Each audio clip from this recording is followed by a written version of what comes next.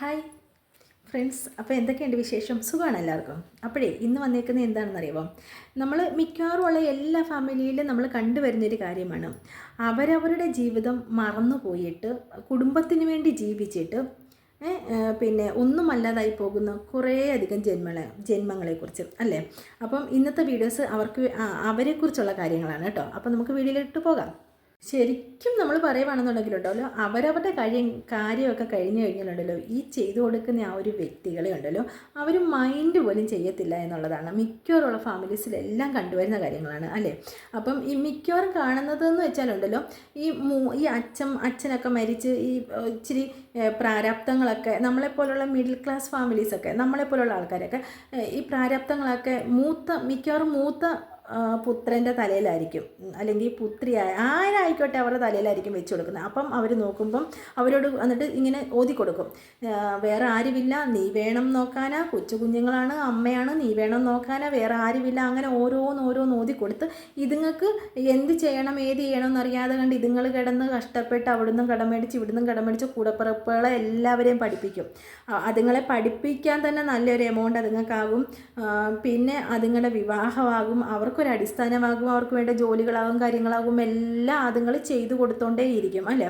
അപ്പം ഈ ചെയ്തു കൊടുത്തോണ്ടേയിരിക്കും. ലാസ്റ്റ് പിന്നെ എല്ലാം മേടിച്ച് നമ്മളോടിപ്പോൾ ഒരു അഭിപ്രായം പറയണമെന്നെങ്കിലും ചേട്ടൻ്റെ അടുത്തായാലും വന്നിട്ട് പറഞ്ഞിട്ട് ചേട്ടനെ കൊണ്ട് അത് ചെയ്യിപ്പിക്കും. അങ്ങനെ ആ ഒരു ലെവലിൽ അങ്ങ് എത്തും. അപ്പം ഇപ്പുറത്ത് ഇതുങ്ങൾക്കൊരു കുടുംബം ഉണ്ടാകത്തില്ല, അവർക്കൊരു അടിസ്ഥാനം ഉണ്ടാകത്തില്ല, ഒന്നും ഉണ്ടാകത്തില്ല. അപ്പം ഈ കൂടപ്പറപ്പുകൾ മാത്രം ജീവിച്ചുകൊണ്ടേ ഇരിക്കുന്ന, മറ്റേത് ഇങ്ങനെ കുടുംബത്തിന് വേണ്ടി ചെയ്തുകൊണ്ടേയിരിക്കുന്നു. ലാസ്റ്റ് ആകുമ്പോഴെന്താ വരുന്നതെന്നറിയാമോ?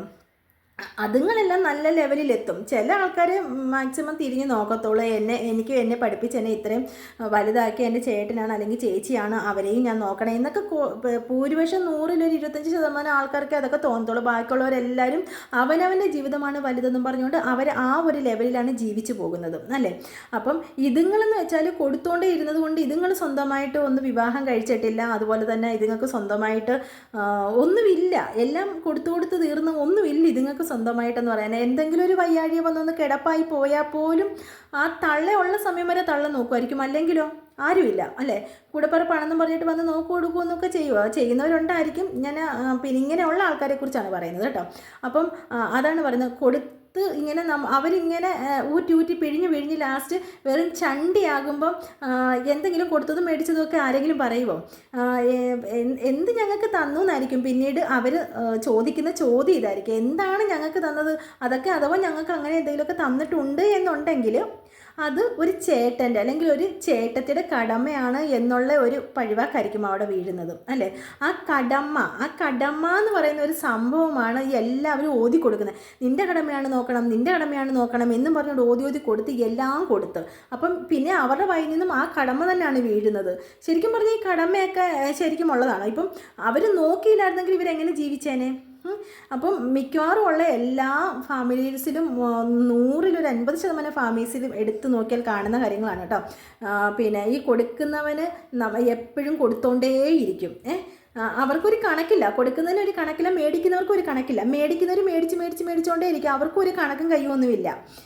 അതാണ് ഇപ്പം നടക്കുന്ന സമൂഹത്തിലെ റിയാലിറ്റി എന്ന് പറയുന്നൊരു സംഭവമാണിത്. ഇപ്പോഴത്തെ സമൂഹത്തിൽ ഞാൻ നോക്കിയിട്ട് അതിൻ്റെയൊക്കെ ആവശ്യമുണ്ടോ? നോക്കണ്ടെന്നല്ല, നോക്കണം. പക്ഷെ നമ്മൾ നമ്മുടേതായിട്ടുള്ള ആവശ്യത്തിനുള്ള ഹെൽപ്പുകളും കാര്യങ്ങളും എല്ലാം ചെയ്യണം. ചെയ്ത് കഴിഞ്ഞിട്ട് അവരെ അവരുടേതായിട്ടുള്ള രീതിയിൽ വിട്ടേക്കണം. കാരണം എല്ലാം കൊച്ചു പിള്ളേരെ കൂട്ട് വലുതാകുന്ന എല്ലാം ചെയ്ത് കൊടുത്ത് നമ്മുടെ ഫാമിലിയോ നമുക്കൊരു അടിസ്ഥാനമോ നമുക്കൊരു ജീവിതമോ കുടുംബമോ ഒന്നും ഇല്ലാതെ കണ്ട് കൂടപ്പറപ്പുകളെ, മിത്രങ്ങളെ, അല്ലെങ്കിൽ അമ്മയും അച്ഛനെ ഇങ്ങനെയൊക്കെ പറഞ്ഞുകൊണ്ട് നോക്കിക്കഴിയുമ്പോൾ ഇപ്പുറത്ത് തിരിഞ്ഞ് നോക്കുമ്പോൾ ഇതുങ്ങൾക്കൊന്നുമില്ല. അപ്പം ഞാൻ പറയുന്നതെന്ന് വെച്ചാൽ നോക്കണ്ടെന്നല്ല, നോക്കണം. പക്ഷേ ഇങ്ങനെയുള്ളവർ എപ്പോഴും ദുഃഖവും ദുരിതവുമാണ് അനുഭവിക്കേണ്ടത്. പിന്നെ പഴിവാക്കുകളും കടമ ഇതിൽ നിന്നെല്ലാം ഇനിയെങ്കിലും ഉള്ള തലമുറകൾ ഇനിയെങ്കിലും പുറത്ത് വരണം. കാരണം ഇതൊക്കെ കുറേ സഹിച്ച ആൾക്കാരുടെ കുറേയൊക്കെ എനിക്കറിയാം കേട്ടോ.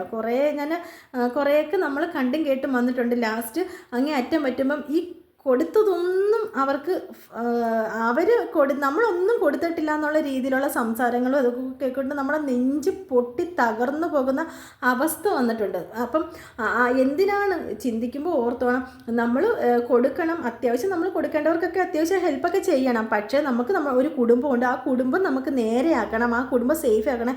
എന്നായാലും കുടുംബത്തിലുള്ള നമ്മുടെ ഭാര്യ അതുപോലെ തന്നെ ഭർത്താവായാലും മക്കളായാലും മാത്രമേ നമുക്ക് സുരക്ഷിതമായിട്ട് കാണൂ.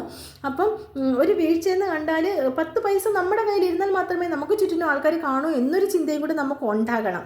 അങ്ങനെ വേണം ഇനിയുള്ള തലമുറകൾ ജീവിക്കാനാണ് കേട്ടോ. അല്ലാതെ കൊടുക്കുന്നതിനെപ്പോഴും കൊടുത്തോണ്ടിരിക്കണം, മേടിക്കുന്നതിനെപ്പോഴും മേടിച്ചുകൊണ്ടിരിക്കണം. ഇനിയെങ്കിലും ആ തലമുറ അങ്ങ് ആ ഒരു ഇതങ്ങ് കളഞ്ഞേക്കണം.